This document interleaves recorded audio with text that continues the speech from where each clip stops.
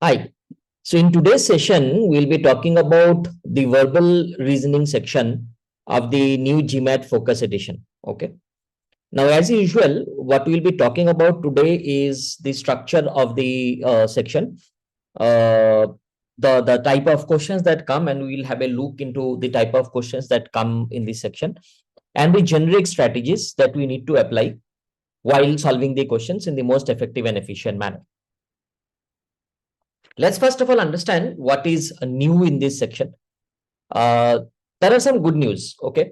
Now, especially talking about the Indian subcontinent students, the score in verbal reasoning used to be very, very low because of the sentence correction section. Because fundamentally, if you look at even our growth process, grammar was a boring subject, and grammar was something which not many people are very well equipped to in the current Indian context. So therefore, the good news is that there is no more sentence correction. It looks like that the business schools have insisted that more than so-called grammatically correct English, we are now talking about more comprehensible English. We are more talking about modern professional English. And that is why now the section has undergone a change. There is no more sentence correction questions that will come in the paper. It has been reduced to 45 minutes. So there will be now 23 questions to be answered in approximately 45 minutes. Not approximately, exact 45 minutes. And there will be only two types of questions that will be coming in the paper, that is reading comprehension and critical reasoning. They are and the division is almost 50-50%, which will fundamentally mean that 11 to 12 questions of reading comprehension and 11 to 12 questions of critical reasoning questions is what is going to form now the verbal reasoning section. Okay. Now, this is something which I took as a quote from the governing body, that is MBA.com. And let's understand them to a T as to what they're saying about the section.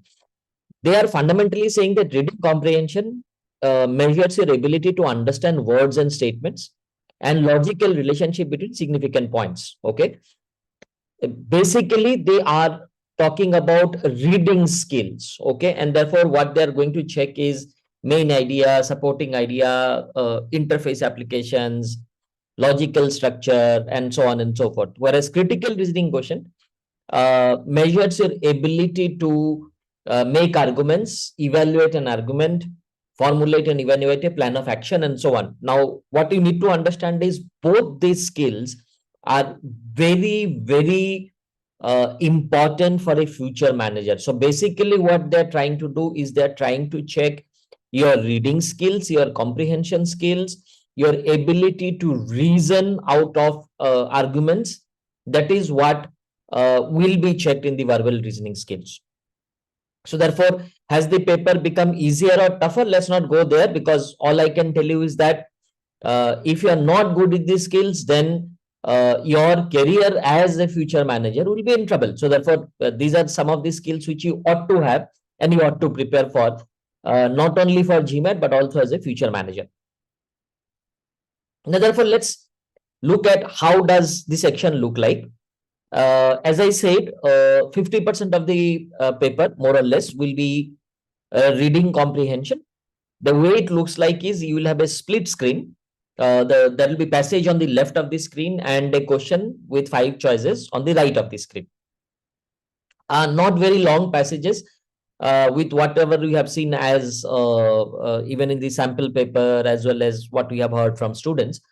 It looks like that we have the passage length to at best 350 to 400 words, which practically means that with good amount of practice and reading skills, you should be able to read the whole passage attentively and with comprehension in less than 3.5 to 4 minutes. About the strategy, we'll talk later, but I'm just talking about a tentative idea as to if you want to read the passage attentively with comprehension, taking notes, it should not take more than 3.5 to 4 minutes.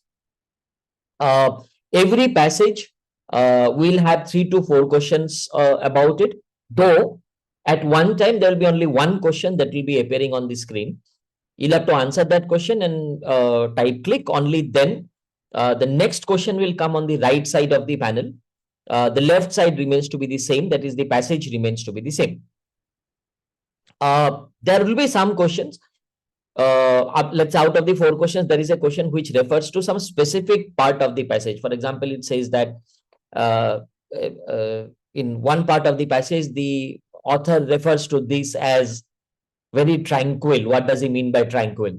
Now, that part will get highlighted for that specific question. So therefore, you don't have to really search for the word tranquil in that.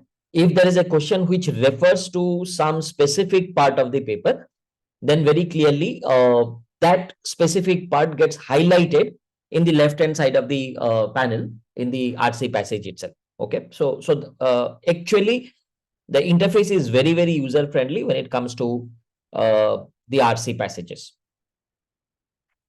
This is how it typically looks like. As you can see that there is a passage on the left hand side, and there is a question with 5 options on the right hand side. Every time you click submit, there will be another question that will come for the passage, and so on and so forth. Okay. As you can see, typically that approximately 10 to 15 lines, maybe around 20 lines, 20 sentences, 350 to 400 words. The specific RC that I took is approximately 360 words. So therefore, as I said, that reading time for these passages does not exceed more than 3.5 to 4 minutes. And that is something which you definitely need to give to that passage to be able to answer that question, answer the 4 questions properly. So therefore, comprehension will play a very, very important role. Don't compromise with that. Okay, this is how RC questions look like. The other part of the question, that is critical reasoning. The way the questions happen is it consists of an argument and a question with 5 answer choices. They're all standalone questions. So therefore, one passage will be having only one question. So unlike RC, where each passage will have 4 questions, this is not like that. Here, one passage, a very small passage, maybe 2 to 5 sentences, that will be having only one question. Okay. The sources of these passages, very small passage, as I said, will be part from any famous speech, some scholarly papers, newspaper articles. We have seen some advertisements about some products. Okay, so that is the source of the passages. Broadly, I have seen that about 5 types of questions come from critical reasoning. One is strengthening and weakening of an argument. So therefore, they establish an argument or a conclusion in the passage, and then they will say which one of the following information will strengthen the argument or weaken the argument. The second one is where you are given some premises and you actually have to draw a conclusion from the premise. Sometimes they ask you that the way author has reached to a conclusion, what must have been his assumptions, which are not explicitly mentioned by the author, but what can be the assumptions which the author has made to reach to his conclusions. Some inferences that is made. So again, as I said, it does not really give a very explicit conclusion. There will be conclusions, but it is not an explicit conclusion, and you have to make inferences about what does the author want to say through this.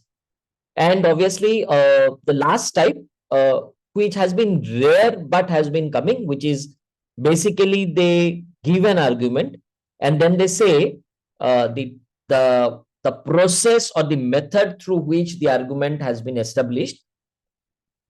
Can you find a familiar or a similar method of reaching to that argument from the options given? Okay. Now, the interesting part of the story is that in critical reasoning, there is a high chance that the reading time for the question or the options is actually more than the reading time for the passage. The passage hardly takes 30 to 40 seconds because, as I said, it is 2 to 5 sentences. Okay. On the other hand, some of the options can be really, really close, and therefore you might have to give approximately 1 minute maybe even sometimes slightly higher, to uh, understand the difference between the options available and then reach to the correct answer. This is typically how a critical reasoning question looks like. As you can see, a very small passage here, you can see it is approximately 3 to 4 sentences followed by 5 options. Okay. Therefore, what are the strategies through which we can look into this section? Let's divide it into two parts. We'll talk about the RC and we'll talk about the critical reasoning part. The first thing that you need to understand while preparing is that you don't need to be familiar with the subject. So even if it is a subject from not your own expertise area, if you are a uh, student from humanities and there is a passage from physics or chemistry, you don't need to be worried about the technicalities of the subject. GMAT already knows that. So therefore, when they prepare the questions, you don't really need to have a technical knowledge of physics or chemistry to be able to answer those questions. You can be fairly okay that you don't require subject knowledge or subject matter expertise for answering these questions. Just the ability to comprehend is good enough. Typically, as I said, 3 to 4 questions. The maximum time that you can allow for reading the passage is 5 minutes. Though, as I said, generally, you got approximately 2 minutes to answer each question. And therefore, if there are 3 to 4 questions in the passage, please remember you don't know, because there can be 3 questions, there can be 4 questions, and the difference is 2 minutes. So take it this way, that try to finish the passage, the reading of the passage in approximately 3 to 4 minutes, and then post reading each of the questions might require around 45 seconds to 1 minute. That is the type of time zones that you can apply while doing the RC questions. Now, the only thing that you need to remember is, while reading the passage, you cannot memorize it all. You cannot memorize all the data. So therefore, it don't even try to do that. A lot of students actually try to memorize important points, and that takes a huge amount of time while reading the passage. Don't try to do that. Concentrate on just 3 things. One, what is the general theme of the passage? What exactly is he talking about? Is he talking about climate control? Is he talking about let's say the business of any product, and therefore it is going up, it is going down, it's a business problem or something like that? That is the theme of the passage. Secondly, the tone of the passage. So the main tone is whether he is humorous, whether it is worried, whether it is angry, whether it is critical, whether it is sarcastic. These are some of the things that you need to keep in mind. So you can just quickly scribble down after reading 4 or 5 sentences that, the tone of the passage is slightly critical about some policy or something like that. The other important thing is, which you might need to keep in mind while reading, is the structure or the framework, the flow of the passage. How does the author establish whatever he is saying? So, for example, did he start with data, or is he following a historical chronology, or is he following a data-based reasoning structure? Okay, is he following let's say something like reasoning based or precedence based reasoning structure? That is something which you will need to keep in mind. You cannot remember all the data, so therefore don't worry about that. Once you have finished off reading the passage carefully for about 3-4 minutes, only then you start with the questions. It is not a good idea to start with reading the question and then going to the passage, because, as I said, that will be just one question, and the 4 questions can be completely different subsequently. So it is very important to read the passage well. Okay. In RC, what happens is, if you start by reading the question and then the passage, then you only worry about that specific question and you try to find out connection with that specific question.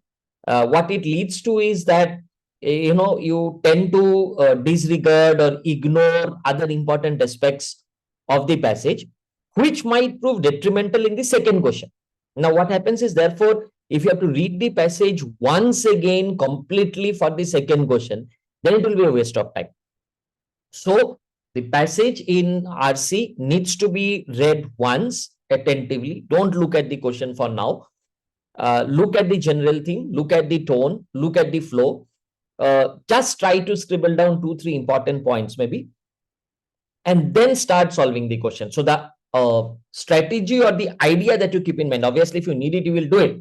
But the idea should be that you don't have to go back to the passage for the second or the third or any subsequent questions that come.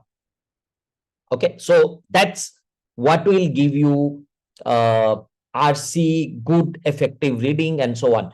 Remember, as I said, since we will not be able to know how many questions are in that passage, whether it is 3, whether it is 4, whether it is just 2, I mean, you cannot really predict. So therefore, we cannot really say that 6 minutes of reading time is good for that passage, or 4 minutes of reading time is good for that passage. So let's take it independently. The passage and the question, we generally recommend 3 to 4 minutes concentrated, full, attentive, distraction-free reading of the passage, 3 to 4 minutes, and then approximately 45 seconds to 1 minute per question. That will be a good time given to solve these questions. Now, what it means is that, therefore, if you, let's say, have given 3 to 4 minutes of reading, and then you solve the subsequent 2 questions in 45 seconds to 1 minute each, then you'll end up doing 2 to 3 2 questions in approximately 5 to 6 minutes, which is 2.5 3 minutes per question on an average. Okay, and the higher the number, the efficiency will come more, because by the third question or the fourth question, you don't really have to go back to the passage in detail. You already know, and that will help you to optimize your time taken to solve these questions. Remember, as I have always said in all my GMAT sessions, that there is a heavy penalty for not being able to complete the paper. GMAT takes it very, very seriously. They keep on insisting that it is not a speed test. Don't worry, we are more efficient than GRE. We give more time than GRE. And therefore, even after all this, if you are not able to complete the paper, then they take it very seriously. And throughout their website, they have clearly mentioned that there is a heavy penalty for not being able to complete the paper. So keep an eye on time. As I said, 3 to 4 minutes for the passage, 5 minutes on the tops if it is a tough passage. And you have to keep that in mind, that 2 minutes per question. So therefore, the moment you start reading the questions, then it will be approximately 45 seconds to 60 seconds, maybe even lesser if you have taken 5 minutes. That's the thing that you need to keep in mind. Okay. For the critical reasoning section, now the best way to do critical reasoning sections is actually unlike RC, wherein I strongly recommend that you start by reading the question. Okay. Because the moment you start reading the question, you know what to find out. Okay. And since it's a small passage, the passage reading will definitely not take more time. Okay. And also what it will do is it will help you to eliminate at least 2 to 3 options. Because what happens is, once you have seen the question and you don't find reference to them in the passage, you can say that option C, D, E will not happen or something like that. Okay. So therefore, very clearly, you start by reading the question first, and then you read the small passage that is accompanying it. The good thing about critical reasoning is, out of the 3-4 lines, there will be an implicit or an explicit conclusion somewhere. Somewhere the author will say, so therefore, this is going to happen. Or he makes an emphatic statement right at the beginning. Okay. So there will be a conclusion somewhere. It may not be explicit. It might be an emphatic statement that begins with it, and it does not look like a conclusion, but there will be some argument. There will be some conclusion somewhere. Okay. Locate that while reading the passage, and keep that in mind, because that forms the foundation of the passage. Okay. Now, only thing that you need to understand out here is that you go around that argument, and you try to understand, how is this argument getting defended? Is he defending it by facts? Is he defending it by showing some precedents that has happened earlier, or he is showing some patterns. That again will form, as I said, the process. Okay. Uh, Now, this is what is important because the passage is very, very small. Uh, think the other way around now. Okay. Now I'm talking about actually giving more time to critical reasoning. Because the passage is very, very small, we tend to read it fast and we actually ignore finer points. Okay.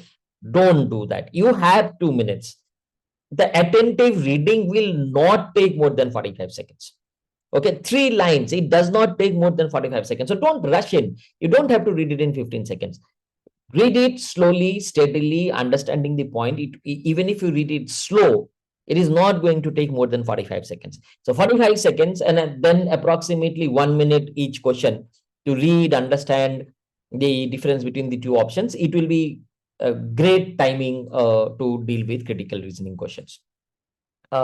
Start by eliminating options. That will help you to give more time to the last few options that are left. You can easily eliminate 2 to 3 options. Very simple things.